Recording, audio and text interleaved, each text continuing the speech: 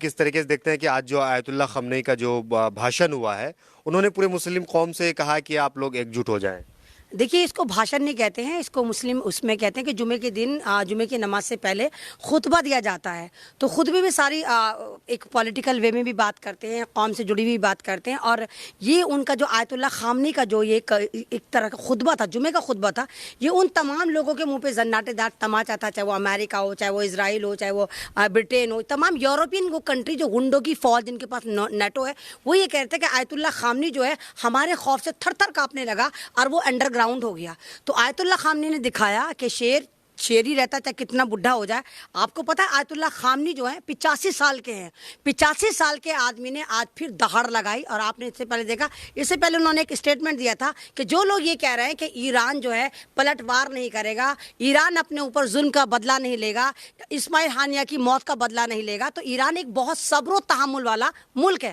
اب آپ یہ کہیں گے کہ صبر و تحمل کیا ہوتا ہے؟ دیکھو، اسلام جو ہوتا ہے نا صبر پہ چلتا ہے، لیکن لوگوں کے اندر سے صبر ختم ہو گیا. لوگ اللہ اللہ کرتے رہتے کہ صبر نہیں ہے، لیکن ایران آج بھی صبر کے اوپر بیٹھا ہے. ایران صبر کرتا ہے. اسرائیل جو ہے وہ کبھی اپنے دشمن کو چھوڑتا نہیں، وہ پلٹوار کرے گا. نہیں، اسرائیل ہی کرتا. امریکہ کی ناجائز بول، اسرائیل کے پاس ہے کیا؟ نہ اس کے پاس زمین ہے. یہ تو بھوکے ننگے آئے تھے، آپ کو پتا تو ہے بھوکے ننگے آئے تھے. میں نے لگاتار جب 1.5 سال پہلے انہوں نے حملہ کرا تھا، معصوم غازہ کو مارا تھا، معصوم غازہ کے فلسطین کو ظلم کا شکار بنایا تھا، تب آپ لوگ تھے کتنا آپ انٹرویو لیتے، کتنا وائرل ہو رہا تھا. تو یہ ایران کو غازہ سمجھنے کی بھول مت کرنا، اس ایران کو فلسطین سمجھنے کی بھول مت کرنا. اب تم ہی سوچو، تو نے اپنے ناجائز باپ امریکہ سے پابندیاں لگا رکھی ہیں، تو پابندی لگانے سے ایران کا فائدہ، وہ نقصان نہیں ہوا. 45 سال سے پابندیاں جھیل رہا ایران، اپنے اندر اتنا سکشم ہو گیا.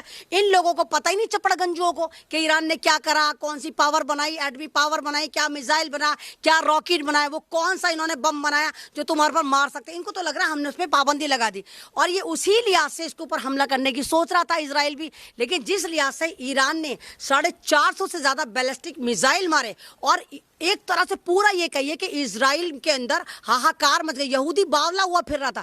لیکن ایران ہے، ایران اسلام کو مانتا ہے. ایران نے ایک بھی ایسی جگہ بم نہیں مارا، بیلسٹک میزائل نہیں مارے جو آبادی پہ تھا. اور ابھی بھی یہ یہودی اتنے باولے ہو گئے، اسرائیلی اتنے باولے ہو گئے، ابھی بھی اس وقت کی ڈیٹ میں بتا رہی ہوں، لیبنان پہ زبردست طریقے سے بمبنگ کر رہا ہے، غازہ پہ زبردست طریقے سے بمبنگ کر رہا ہے، ویسٹ بینک پہ زبردست طریقے سے بمبنگ کر رہا ہے. کیونکہ یہ لوگ انسانیت کے قاتل ہیں، یہ اسلام کے دشمن ہیں، یہ آج کے دور کے کانے دجال ہیں. یہ یہودی جو ہے نا، یہ ملک امریکہ ہو، چاہے یہ تمام ناٹو کی فوج ہو، چاہے یہ اسرائیل ہو، یہ آج کے دور کے کانے دجال ہیں. یہ اسلام کے دشمن، یہ سوچتے کہ اسلام کو کھا جائیں گے.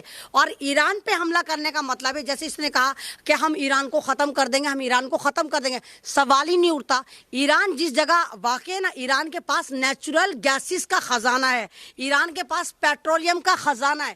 اور ایران جہاں پر ہے وہاں پر جتنی بھی سمندر ہیں ان پر ایران کی ٹیریٹری چلتی ہے. اگر ایران کو یہ برباد کرنے کی سوچ رہے ہیں تو اس کی جو پراکسی ہیں، ہوتی ہے، حزب اللہ ہے، وہ تمام کے تمام ریڈ سی میں انہوں نے ویسے ہی پہلے آتنک اتار رکھا ہے. تو دنیا پہ بہت فرق پڑے گا. دنیا کی جو اکنامی ہے واقعی ریسیشن میں چلی جائے گی، دنیا برباد ہو جائے گی اگر یہ ایران کو برباد کرنے کی سوچیں گے.